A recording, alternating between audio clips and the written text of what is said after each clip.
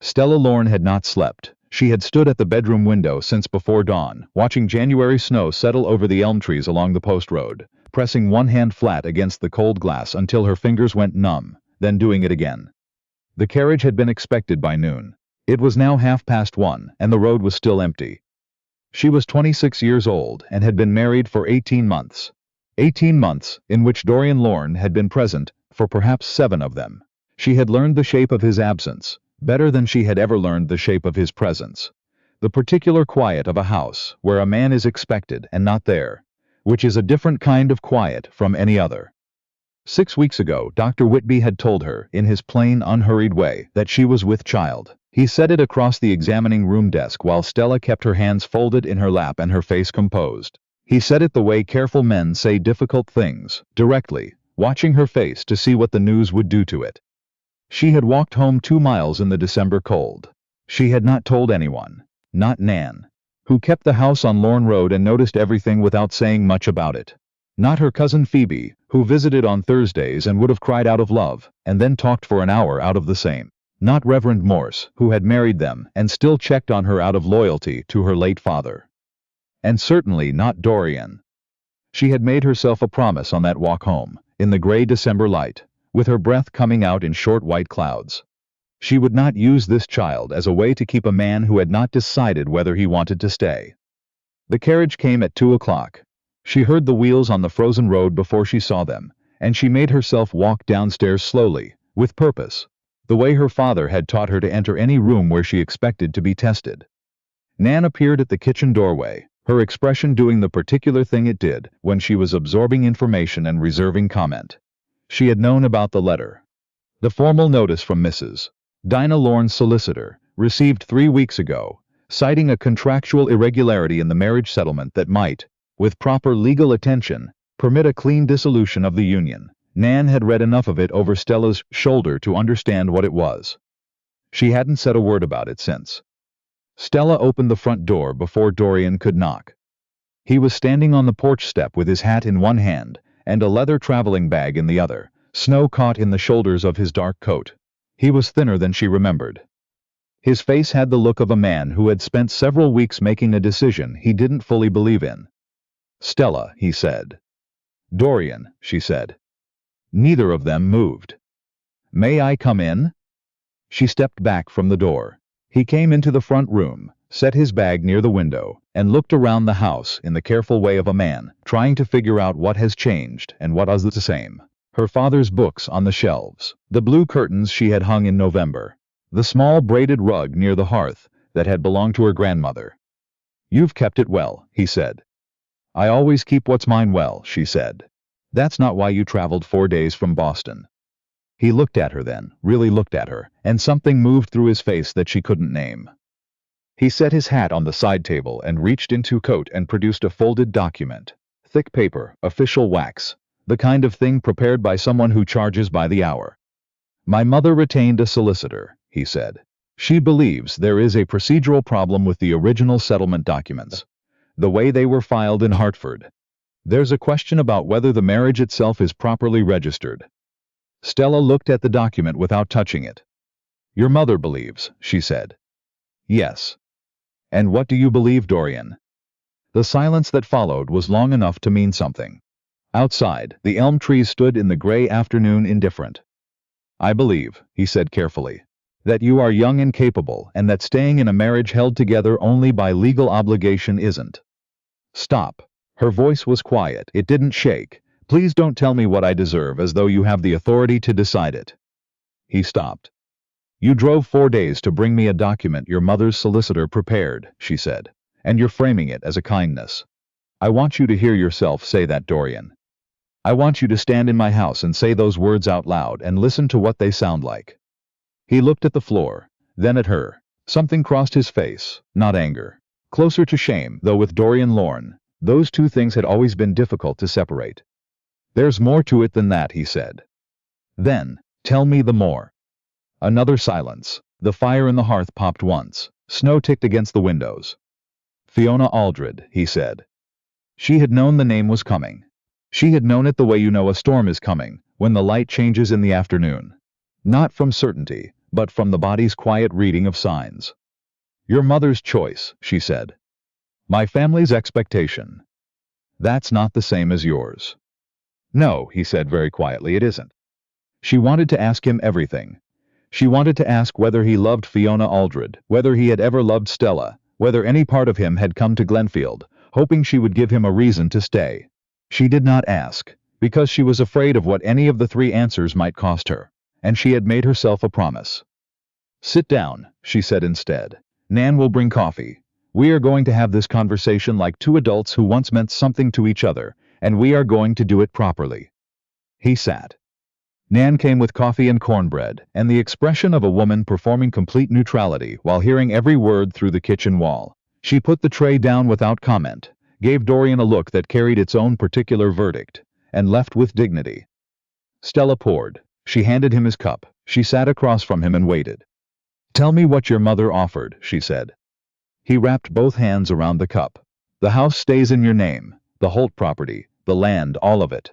There's a quarterly allowance from the Lorne estate, enough to live on comfortably.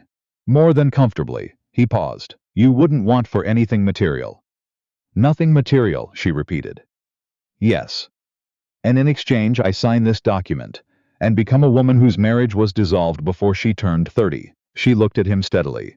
Your mother has been thorough. What she hasn't been is honest about her reasons. His jaw tightened. She believes Fiona Aldred is a better match for the family's position, he said. For the family's position, Stella said, not yours. They aren't always separate. They are always separate, Dorian. A man who can't tell the difference between what he wants and what his family has decided he should want has spent his whole life calling other people's choices his own. She held his gaze. You know that's true. You know it because you know yourself. Something landed hard in the room. He looked away, out the window, then back. You have always been honest with me, he said finally, even when I didn't want you to be. Yes, she said, and look where it's gotten me. That sat between them, like the document on the table. I didn't come here to hurt you, he said. I believe that. That's not the same thing as it being true. She set her cup down. Dorian, you left in October. You wrote me 6 letters in 3 months. 4 of them were about the Boston property accounts. One of them asked whether the well had been inspected before the ground froze. She kept her voice level, and she was proud of herself for it. You never once asked if I was lonely. You never asked if I needed anything. You asked about the well. She looked at him. And then I received a formal legal notice from your mother's solicitor. Not from you, from your mother. He absorbed that. He had the grace not to defend himself. I know, he said. So don't sit in my house and tell me you didn't come here to hurt me. What you didn't come here to do is acknowledge how you've hurt me. There's a difference. He pressed one hand over his face briefly. When he dropped it, his expression had shifted. The careful, composed surface giving way to something underneath. You're right, he said. She hadn't expected that. I handled it badly, he said. All of it. I should have come months ago. I should have come myself, not sent a solicitor's letter. He looked at his hands. I didn't know what to say to you. What stopped you? A long pause. I was afraid of what I'd see in your face when I tried to explain myself. She looked at him for a long time. Dorian, she said carefully, I need to ask you something, and I need an honest answer. Not a diplomatic one, not the answer that protects everyone's feelings, honestly. All right, he said. Do you want this marriage to be over? The silence that followed was the longest of the entire afternoon. The fire burned low. Outside the snow had started again, small and steady. I don't know, he said finally. It came out rough like something caught. God help me, I don't know. And Stella Lorne, who had stood at a window since before dawn rehearsing her composure, felt that composure fracture, not completely, not so he could see it, but in the place underneath, where the real things lived. Because I don't know was not a yes. She had built the entire architecture of this day around withstanding a yes. I don't know was so much harder to withstand. He left at 4 in the afternoon, taking his bag and the unsigned document. He was staying at the Millbrook Inn, 2 miles down the road. He stood at the door the way he had at the beginning, hat in hand. Composed in the particular way she had come to understand, meant he was feeling something he didn't know how to say. She watched the carriage go. Then she went inside, sat at the kitchen table, pressed both hands flat on the wood and closed her eyes. Nan came in from the back without a word, put the kettle on, and sat down across from her. "He take those papers with him?" she asked. "Unwing," Stella said. Nan made a sound that was not quite a word. Then, "How much longer you planning to keep this particular secret, Stella?" Stella opened her eyes. "Long as I need to." Nan nodded once. "All right then," she said, and got up to check the kettle. The letter from Mrs. Dinah Lorne arrived on a Thursday morning, 3 days after Dorian's visit. Stella recognized the handwriting on the envelope immediately. Precise, angular, the penmanship of a woman who considered neatness a moral category. She opened it at the kitchen table. It was one page. It began by expressing sincere hope for Stella's comfort and good health. It proceeded through a courteous summary of the legal position, clearer and more detailed than Dorian's account had been, which she found significant. And then, in its third paragraph, it arrived at its actual purpose. Mrs. Lorne had become aware, she wrote, that Stella had recently consulted Dr. Whitby of Millbrook Village. She wished to inquire, in the spirit of family concern, whether there was any matter regarding Stella's health that the family ought to know about, given the ongoing questions surrounding the marriage settlement. Stella read that paragraph twice. Then she folded the letter along its original crease lines, and held it in both hands for a moment and breathed. She knew, not everything, not the word child, not the specifics, but she had found out about the doctor's visit. And Mrs. Dinah Lorne was not a woman who asked questions she didn't already suspect the answer to. "Nan," she said, "how does Mrs. Lorne know I went to see Dr. Whitby?"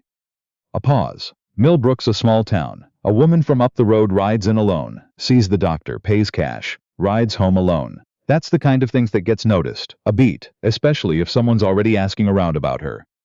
Stella looked at the envelope. "She had someone asking questions about me." "That woman," Nan said, "has had someone asking questions about everything for 30 years. She did not respond to the letter that day. She thought about it carefully, from every angle, the way her father had taught her to think about things that mattered. Mrs. Lorne had written the letter for one of 3 reasons. She didn't know and was fishing. She suspected and wanted to flush Stella into revealing it. Or she knew and was offering Stella the chance to confirm it, so she could use it. None of these possibilities described a woman acting in anyone's interest but her own. The next morning, Stella saddled the gray mare and rode to the Millbrook Inn. Dorian was in the public room, sitting by the window with a newspaper he wasn't reading. She could tell from the doorway, the stillness of the page, the way his eyes were pointed somewhere that wasn't the words. He looked up when she came in. She watched his face run through surprise, then something sharper, then the deliberate settling back into composure that was as reflexive to him as breathing. She crossed the room and sat down across from him without being invited. "Your mother wrote to me," she said, 3 days ago. She expressed concern for my health and made specific note of my recent visit to Dr. Whitby." She folded her hands on the table. "She had someone watching me, Dorian, someone who noticed the doctor's visit and reported it back." His face went very still. "I didn't tell her." "I know you didn't. You didn't know about it yourself." She held his gaze. "Which means your mother has been conducting her own investigation of my life, while you were in Boston, believing you were handling things yourself." Something moved through his expression. Not quite anger, but the layer beneath anger, the foundation of it being tested. "What exactly did her letter say?" he asked. She recited it. She had committed it to memory the first time she read it. Dorian was quiet for a long moment. Then, "She suspects something." "She suspects something," Stella agreed. "And she wrote the letter not to ask a genuine question, but to see whether I would confirm it or deny it, either of which gives her information she can use." She held his gaze. "Whatever decisions need to be made about this marriage, they need to be made by the people who are actually in it, not by a solicitor, not by a letter written to test what I know." She looked at him directly. "You need to decide what you actually want, Dorian. And you need to decide it before your mother decides it for you." The inn was quiet around them, a fire in the corner, 2 men at the far end of the room, who were either ignoring them or performing it very well. Dorian looked at her for a long time. "There's something you're not telling me," he said. It wasn't a question. It landed with a precision that told her he had been circling it since she walked in. Stella didn't answer immediately. She thought about the walk home from Dr. Whitby's office. She thought about the promise she had made. She thought about "I don't know" still following her 3 days later, still unresolved. "Yes," she said finally, "there is." The word cost her something. She felt the cost of it, the particular expenditure of letting a wall down by one careful inch. "Are you going to tell me?" he asked. "Not today."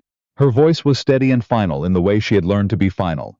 Not loud, not hard, but so clear there was simply no room inside it for argument. "There are things I need to understand first, about where you stand. Not where your mother wants you to stand, you." He breathed once, slowly. "How do I prove that to you?" "I don't know yet," she said honestly. "But I'll know it when I see it." She stood and smoothed the front of her coat. "Your mother's letter arrived before you thought to write one yourself. That tells me everything about how this has been managed. Start managing it differently, Dorian, or there won't be anything left to manage." She walked out. She was halfway home on the gray mare when she heard hooves behind her on the frozen road. She didn't stop, she kept her pace and waited. He came up alongside her on his roan horse, not pulling ahead or falling behind, matching her stride for stride. "I wrote to her," he said, 4 days ago, the morning after I came to your house." She looked at him. "Before you knew about her letter to me," Stella said. Yes. He was watching the road ahead, the way men sometimes deliver the most important things they have to say. Sideways, to the air, because direct delivery is more than they can manage. "I told her I was handling the matter myself and didn't require further involvement. I told her the solicitor was dismissed. That I wouldn't be proceeding on her timeline." She held that. She turned it over once, twice. She made herself be careful about the difference between what it meant and what she wanted it to mean. "Why?" she asked. He was quiet for several strides. The bare trees moved in the wind overhead. The road stretched empty ahead of them. "Because sitting across from you in that house," he said finally, "I realized I had let someone else define what was happening between us. And I had been calling it practicality. Reason. Doing the right thing." He paused. "It wasn't any of those." He said the next word plainly, without dressing it. "Cowardice." Stella looked at the side of his face, the set of his jaw, the quality of resolve she had seen perhaps twice in their marriage, which looked different from his ordinary steadiness. Quieter, more absolute. "This doesn't resolve everything," she said. "No," he agreed, "it doesn't. There are things I haven't told you. Things that will change the shape of this." "I understand that." "You don't," she said. "Not yet, but you will." He turned and looked at her then, directly, fully, the way he hadn't looked at her in the inn or in the front room 3 days ago, the way she realized he hadn't looked at her in considerably longer than October. "Then let me," he said quietly. "When you're ready, let me." She held his gaze for 2 full heartbeats. Then she looked back at the road. They rode the rest of the way in silence. Not the heavy silence of 2 people with everything still unspoken between them, but a different kind. The kind that doesn't need filling, because the people inside it have already said the hardest thing, and are still, improbably, riding in the same direction. She sent him a note that evening. 4 sentences. She asked him to come to Lorne Road the following morning. She said she had something to tell him. She said she preferred to tell him privately, without his mother's shadow over either of them. She signed it with her full name, Stella Lorne. He arrived at 9 the next morning. 1 horse, no traveling bag, no document. He held his hat in both hands and looked like a man who had not slept particularly well, which she recognized as a form of honesty. Nan was visiting her sister in the village.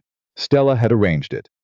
They sat in the front room, no papers on the table, just the pitcher of water and 2 glasses she had set out, because January was dry and she was practical.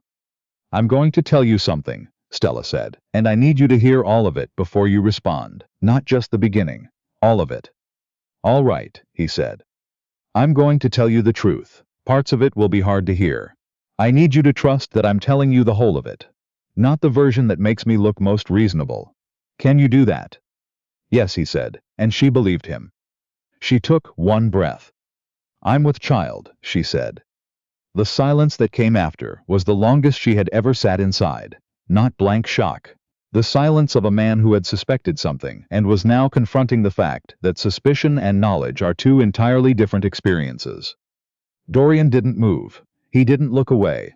He sat with both hands on his knees, and whatever was happening inside him was happening entirely underneath, in the place that had always been the most real part of him and the most inaccessible.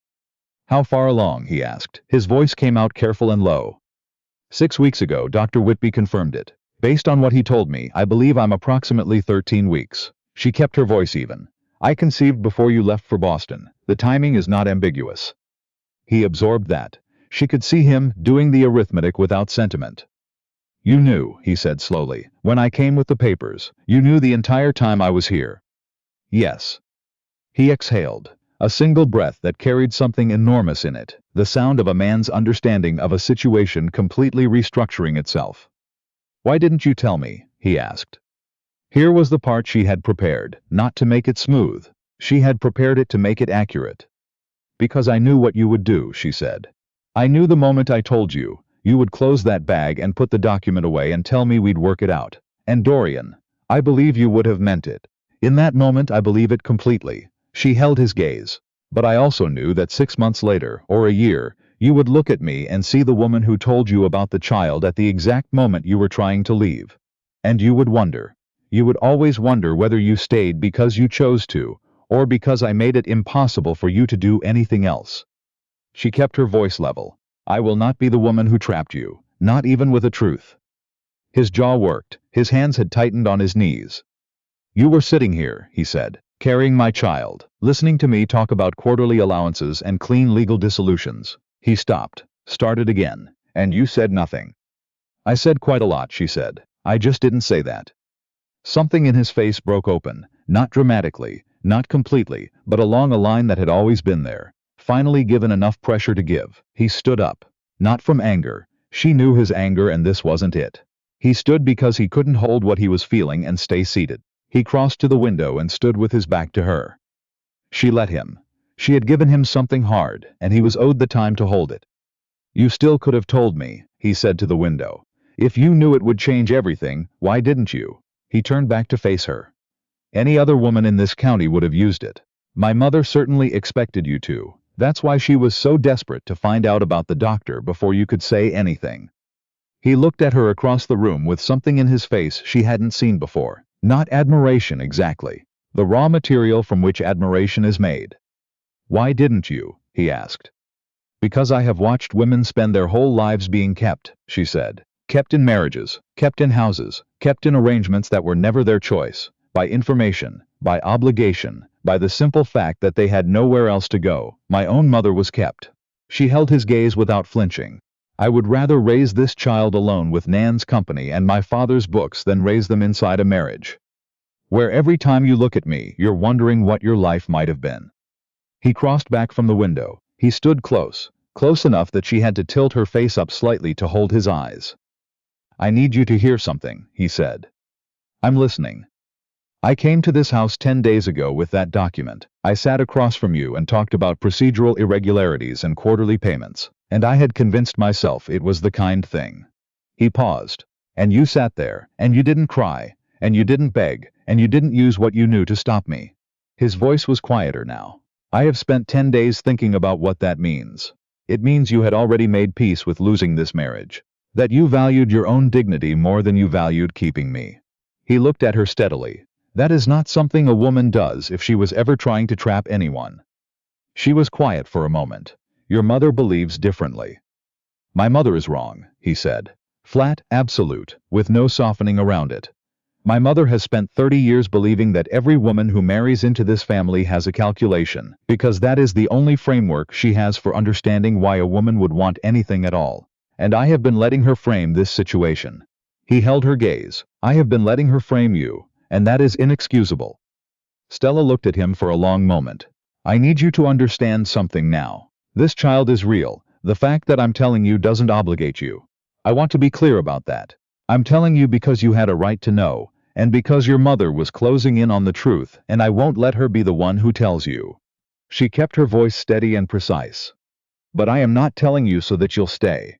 I'm telling you so that you can make a real choice. With all the information, for the first time in any of this. He was quiet for a long time. Then, and if I choose to stay? Then you stay knowing I will never let you manage me, she said. Knowing I will say things plainly, including when you're wrong. Knowing that I am, as your mother has probably told you on more than one occasion, considerably more trouble than Fiona Aldred would ever be. Something crossed his face, quick, involuntary, gone before she could fully read it. She has said, he said slowly, something very much like that. Several times, he met Stella's eyes. I have recently begun to think that trouble, as my mother defines it, might be precisely what I should have been looking for. Stella had not expected to feel what she felt in that moment. She had expected careful, guarded management of possibility. She was good at that management, had built it deliberately, reinforced it every morning she counted what she had. What she felt instead was something that had been pressed down so long she had nearly forgotten it was still there. A single unwelcome, entirely dangerous flicker of belief. Not certainty. She was too honest for certainty yet. She looked away toward the window, because she needed a moment's privacy from his very direct gaze. "There's still your mother," she said. "I know. When she finds out about the child, and she will try to use it. She will frame the pregnancy as a complication, a strategic problem, a procedural issue." Stella turned back to face him. "I need you to remember when she is in the room with you that this is a child, your child, who is already real and already here and is not a legal complication or a family inconvenience." She looked at him steadily. "I need you to hold that when it is not easy to hold it." "I understand that," he said. "Know it when she is standing in front of you," she said. "That is the part that matters." He stayed 2 hours. They talked, really talked, the way she had not been entirely sure they were capable of, the way that requires both people to be genuinely present, rather than performing the version of the conversation they think is expected. He told her about Boston, about his mother's pressure that had been intensifying since autumn, about the Aldred arrangement that had been presented not as a suggestion, but as something already half decided. He told her he had retreated into letters about property accounts and well inspections because he hadn't known what the right thing was, and because not knowing had been easier than admitting it. He said the word, coward, a second time, and she noticed he didn't flinch from it. She told him about the walk home from Dr. Whitby's office, about the decision she had made on that walk and why, about her mother and what she had understood watching her, that loving someone is not on its own sufficient, that you have to keep seeing them, that you have to keep choosing to look at the actual person in front of you, instead of the comfortable idea of them you have already formed and grown easy with. She had not told those things to anyone since her father, and she told them carefully, not as a gift exactly, but as the particular form of honesty you offer when someone has provisionally earned it. When Dorian stood to leave, the winter afternoon had gone pale and very still. At the door he stopped.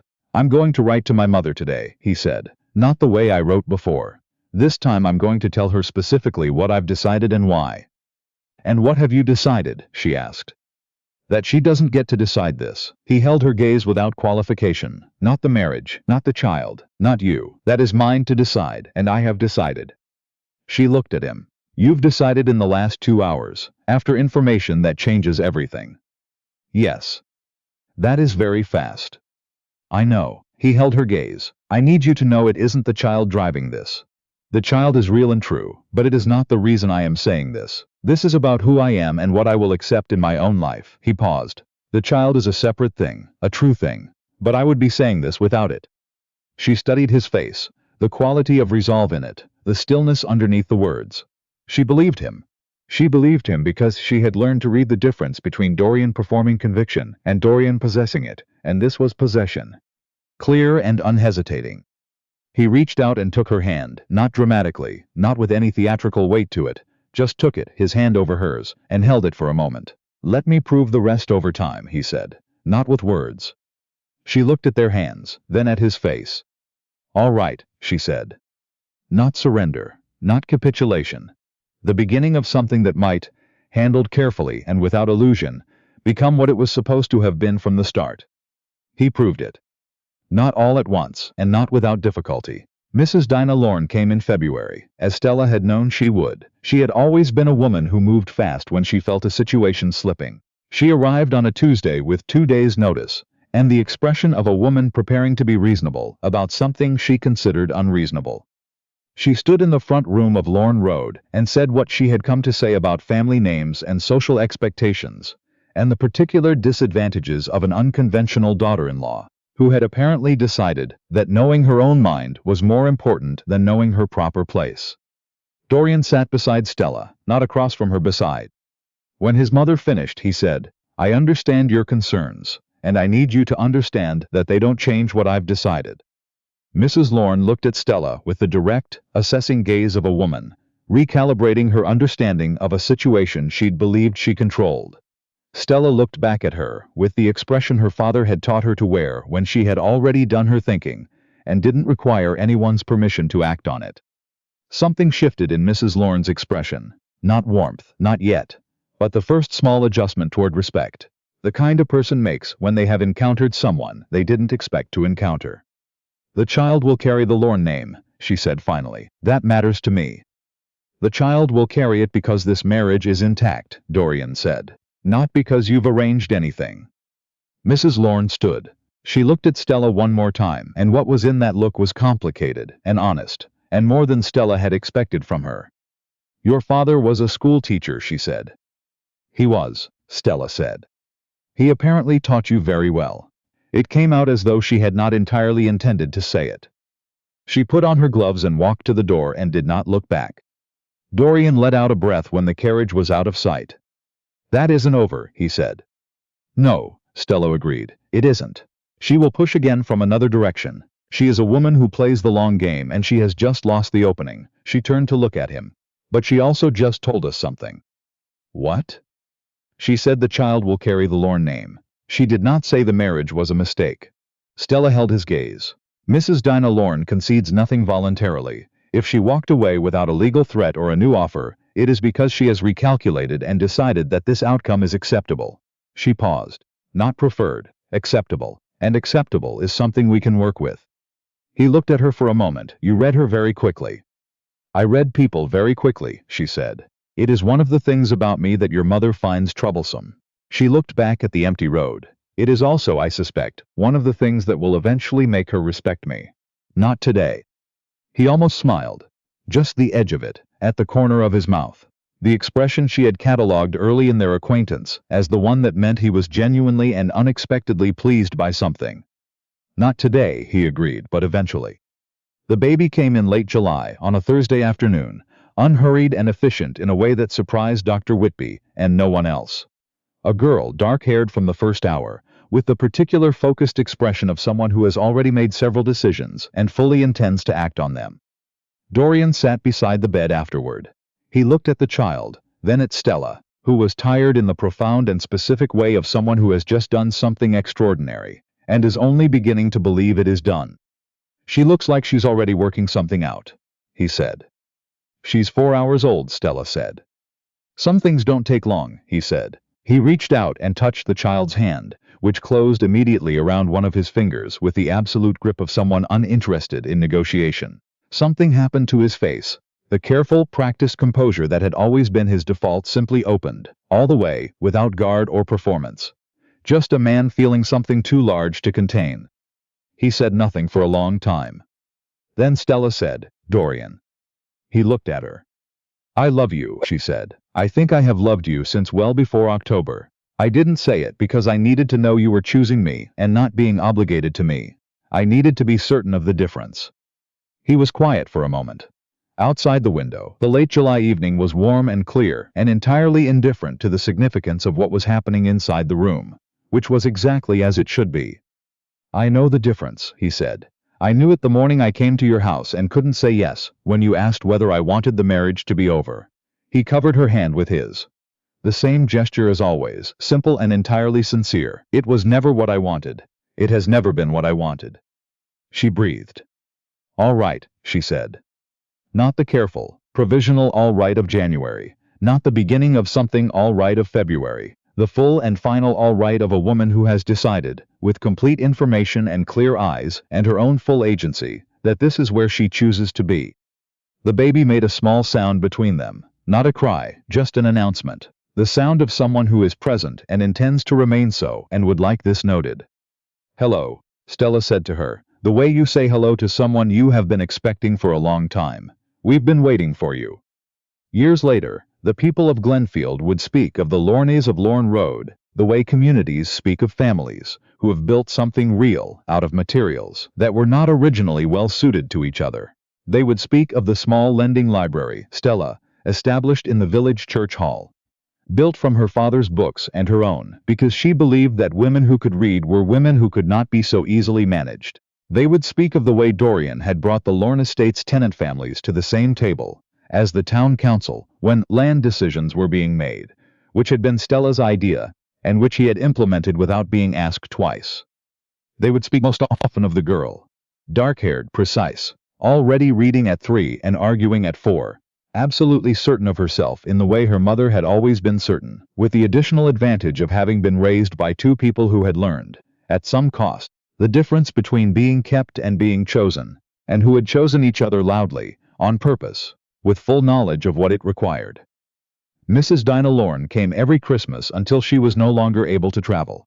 She sat in the front room and drank her coffee and argued about county matters with Stella, who was one of the very few people capable of making her reconsider a position she had held for 20 years, by the simple method of presenting a fact she hadn't accounted for. She never said she had been wrong about January. She never needed to. The evidence of her error was in every room of the house, visible and daily, and she was a woman too honest at the bottom of herself to pretend otherwise. On her last Christmas visit, she sat by the window and watched Stella across the room, reading aloud to the girl. Some story they were both deeply invested in debating, the girl having already decided what the characters should have done differently, and requiring her mother to hear out the full reasoning. Mrs. Lorne said to Dorian quietly, without preamble, "Your father would have approved of her." "I know," Dorian said. "He would have told you that you were a fool for nearly letting her go." "He would have been right," Dorian said. Mrs. Lorne drank her coffee and said nothing more. The fire burned. The girl argued about the story. Stella laughed, the real laugh, the one that didn't need an audience to justify itself. And the house held the particular warmth of a life that had been chosen, rather than defaulted into. Which was, as Stella Lorne had understood long before that January morning when she stood at the window waiting for carriage wheels on a frozen road, the only kind of life worth the cost of building it.